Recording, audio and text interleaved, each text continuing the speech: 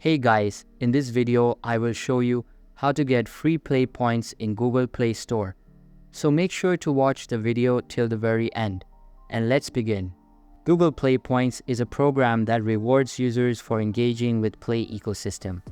Selected developers are invited to provide app-specific Play Points promotions which provide even greater rewards, increasing user retention and reinvestment of points within their app.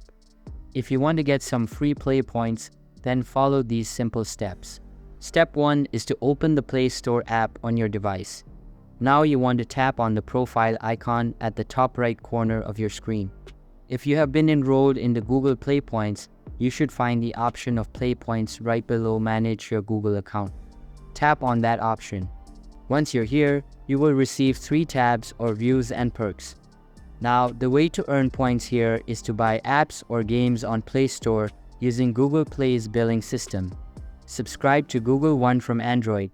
Make an app or in-game purchases and subscriptions using Google Play's billing system.